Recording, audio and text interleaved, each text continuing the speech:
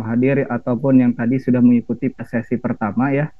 Bagi yang belum kenalan nih mungkin saya kenalkan diri, nama saya Zainul, Bapak Ibu sekalian. Saya adalah penyuluh di KPP Pratama Pandeglang, yang mana tugasnya kesehariannya berjaga di loket tes. Jadi bagi Bapak Ibu yang beberapa kali ke kantor kami mungkin pernah ketemu gitu. Oke, bentar, gimana sih? Bentar, bentar. Oke, masuk. Oke. Nah, terkait Cortex ini, Bapak Ibu ya, bagi yang belum punya akunnya ya, itu websitenya adalah cortexdjp.pajak.go.id. Materinya sedikit tapi kita langsung praktek ya. Jadi bedanya dengan DJP online yang sebelumnya adalah di Cortex ini kita tidak menggunakan NPWP dinas ya. Tapi untuk Cortex ini kita menggunakan nick dari PIC. PIC-nya itu siapa? Bisa berupa KA atau Bapak Ibu semua yang hadir di sini mungkin kan sebagian besar adalah bendahara ya gitu. Jadi menggunakan ininya bendahara. Bentar. Layarnya nggak berubah ya, Bapak Ibu ya? Yang kayak gimana yang berubah, Pak? Uh, ini saya udah masuk ke websitenya sudah. Oh, iya, masih. Sebentar. Belum ya, berubah ya? Oh, masih korban. Ah, saya stop share dulu bentar. Ini juga nak. Bentar. Nggak ada sih. Ulangi lagi ya. Di sini gimana? Di bawah bocor deh. Makasih.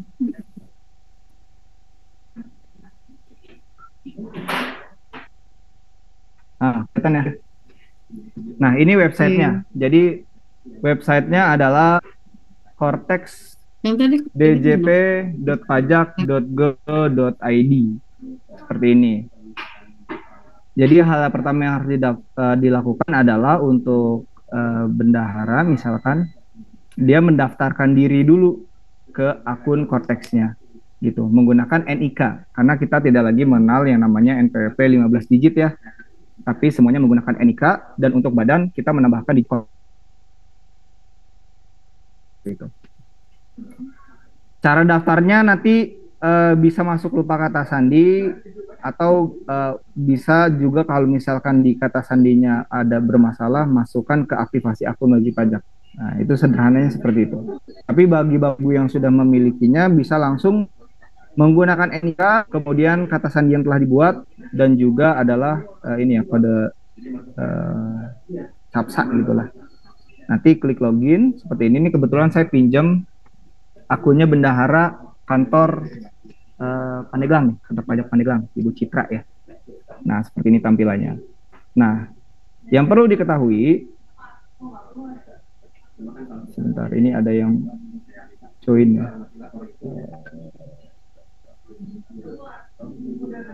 Oke, biar bisa masuk semua langsung ke admin. Nah, yang perlu diketahui, di akun pribadi kalau kita ditunjuk sebagai PIC, nanti di sini akan ada dua. Yang pertama adalah milik kita pribadi, katakan misalkan Bapak Ibu sebagai PIC. Yang kedua itu ada yang namanya akun instansinya gitu. Kalau di sini kan ada KPP Pratama Pandeglang. Nah, ini juga disesuaikan seperti desa nanti desa, untuk dinas gitu ya.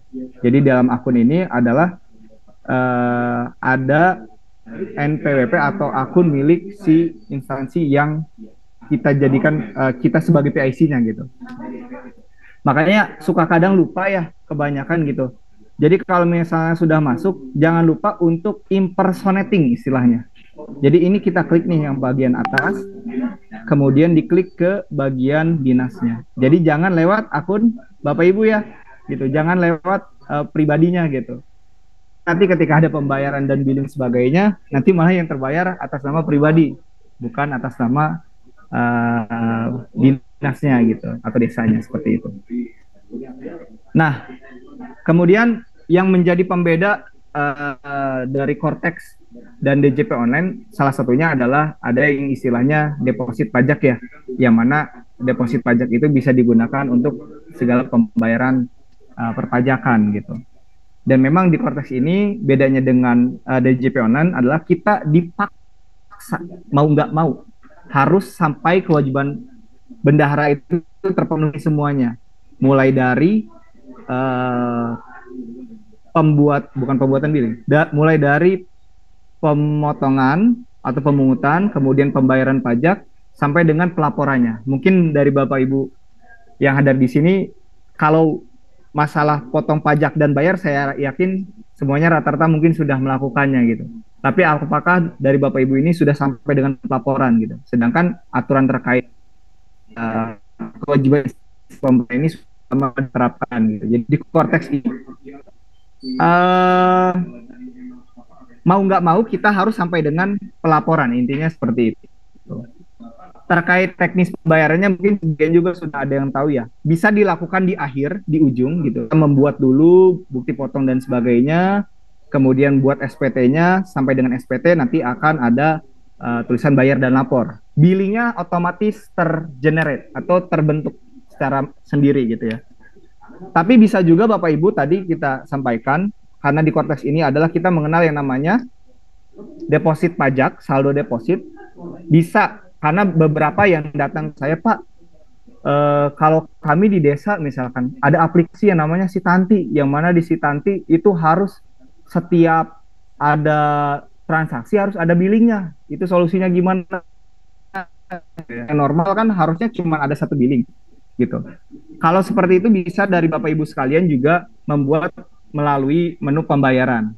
Nah, ini menggunakan layanan mandiri kode billing. Tapi yang perlu diingat sekali lagi adalah ketika menggunakan deposit pajak, jangan lupa untuk sampai dengan pelaporan dalam pembuatannya. Karena nanti deposit pajak itu pertama bukan dia sebagai pembayar, itu seperti kita mengisi saldo ya, Bapak Ibu ya. Kalau misalkan Bapak Ibu di Shopee Pay gitu, GoPay gitu, itu kan isi saldo top up gitu ya. Sehingga itu bukan merupakan pembayaran non kewajiban perpajakan seperti itu. Jadi memang dari Bapak Ibu ketika nanti mengisi menggunakan saldo deposit itu harus sampai dengan pelaporan. Nah, itu yang perlu diingat. Nanti kenapa Pak efeknya kalau misalkan nggak sampai dilapor, ya udah isi-isi aja, isi apa store kayak biasa gitu di e-billing dulu kan seperti itu. Nanti yang menjadi masalah adalah karena di konteks ini kita juga mengenal yang namanya istilah buku besar.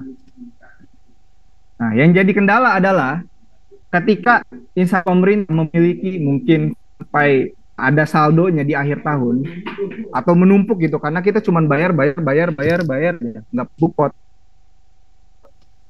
Nah, jadi masalah karena itu bukan dianggap sebagai pembayaran pajak. Nah, untuk menghilangkan saldo ini atas billing yang kita buang menggunakan saldo tadi saldo deposit harus melalui pelap.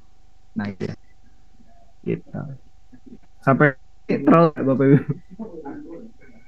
Sedikit-sedikit ya. Oke.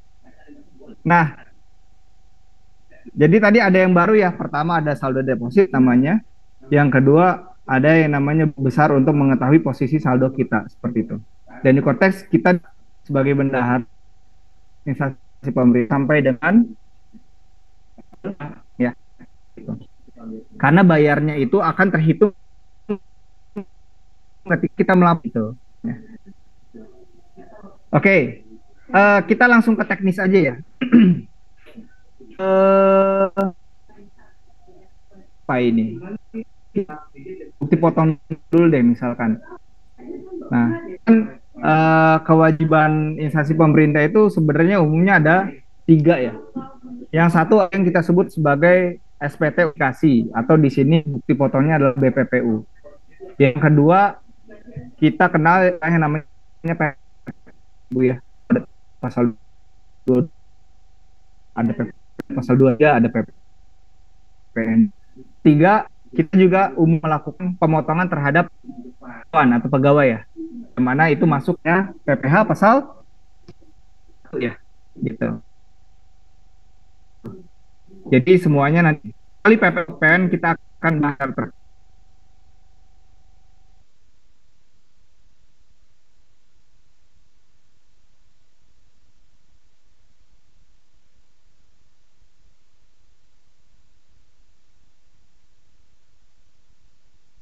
gitu. Jadi umumnya kita isi tanpa fasilitas.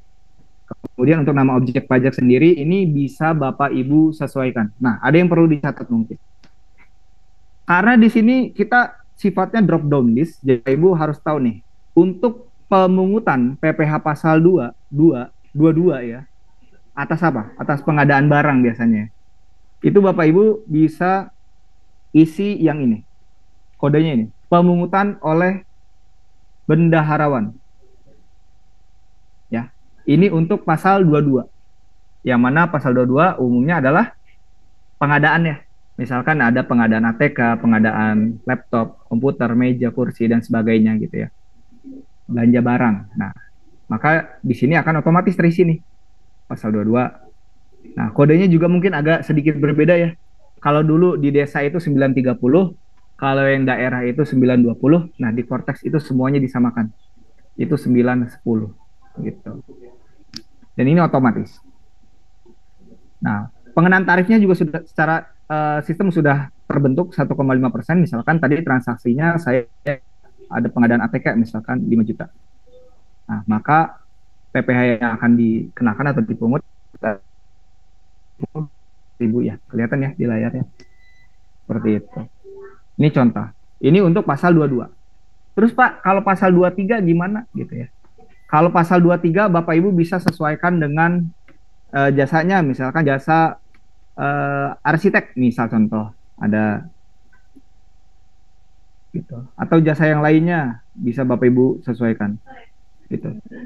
Nah, ini pun kalau misalkan Pak, saya udah cari-cari tapi nggak ada Pak, nih gitu kan.